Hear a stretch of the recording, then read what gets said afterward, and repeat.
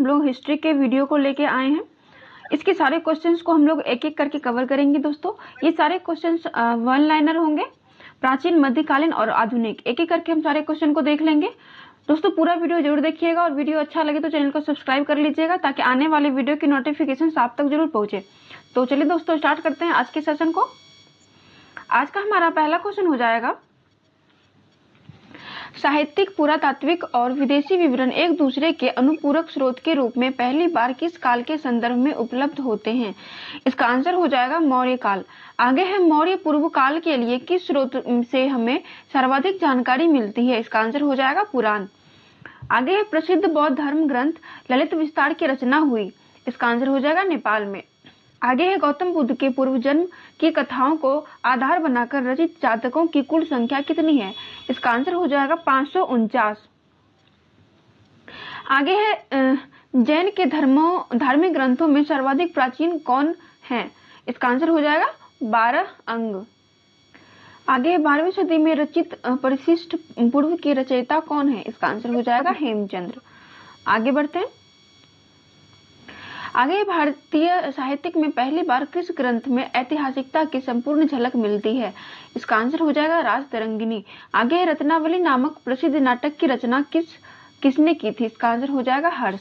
आगे है, किस शासक ने राजकीय अभिलेखों को खुदवाने की परंपरा शुरू कर भारतीय इतिहास को व्यवस्थित स्वरूप प्रदान करने में महत्वपूर्ण योगदान किया? इसका आंसर हो जाएगा मौर्य सम्राट अशोक। आगे, भारत के किस प्राचीनतम अभिलेख में पहली बार संस्कृत भाषा का प्रयोग हुआ? इसका आंसर हो जाएगा रुद्रदामन का जूनागढ़ अभिलेख। आगे है, प्राचीन भारत के कौन से अभिलेख प्रथम पाठित अभिलेख हैं? इसका आंसर हो जाएगा अशोक के अभिलेख। आगे है, प्राचीन भारत में सर्वाधिक स्वर्ण सिक्के किन शासकों ने जारी किए? इसका आंसर हो जाएगा गुप्त शासकों ने। अगला क्वेश्चन है, हिंद यूनानी शासकों के संबंध में जानकारी के लिए हमें किस एकमात्र स्रोत पर निर्भर रहना पड़ता है? इसका आंसर हो जाएगा सिक्के। आगे है, प्रसिद्ध देवगढ़ के मंदिर का निर्माण किस काल में हुआ था? इसका आंसर हो जाएगा गुप्त काल में। आगे, सांची और भरहुत के स्तूपों का निर्माण किस शासक के काल में हुआ था? इसका आंसर हो जाएगा मौर्य सम्राट अशोक।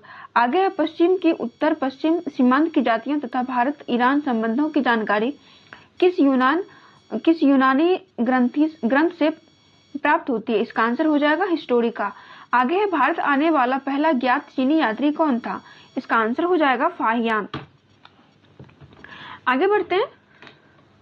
अगला क्वेश्चन हो जाएगा, हर्ष के शासनकाल में कौन सा चीनी यात्री भारत आया था? इसका आंसर हो जाएगा ह्वेनसांग। आगे है, ह्वेनसांग ने अपनी यात्रा वृत्तांत को किस नाम से प्रकाशित करवाया था? इसका आंसर हो जाएगा ता तांग सी यूकी। आगे है, तहकीके हिंद नामक ग्रंथ की रचना किसने की थी? इसका आंसर हो जाएगा अल-बरूनी। आगे, हुमायूं नामा की रचना किसने की थी? इसका आंसर हो जाएगा गुलबदन बेगम।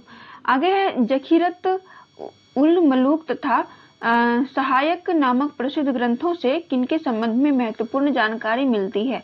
इसका आंसर हो जाएगा सूफी संत। आगे है, मध्यकालीन भारत के सौंदर्य प्रसाधन एवं पकवानों के निर्माण के संबंध में किस ग्रंथ से महत्वपूर्ण जानकारी प्राप्त होती है? इसका आंसर हो जाएगा किताब ए नियामत खाना ए नासिर शाही। आगे बढ़ते हैं।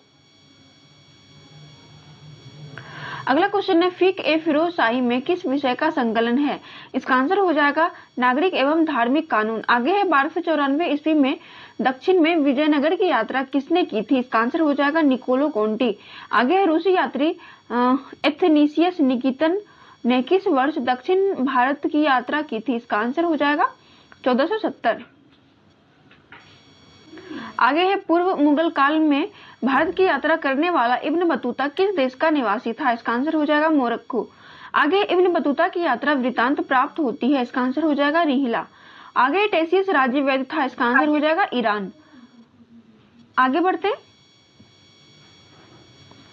अगला क्वेश्चन है, हेरोडोटस जिसे इतिहास का पिता कहा जाता है ने 5वीं सदी ईसा पूर्व में हिस्टोरिका नामक पुस्तक की रचना की जिसमें भारत और किस देश के संबंधों का वर्णन किया गया है?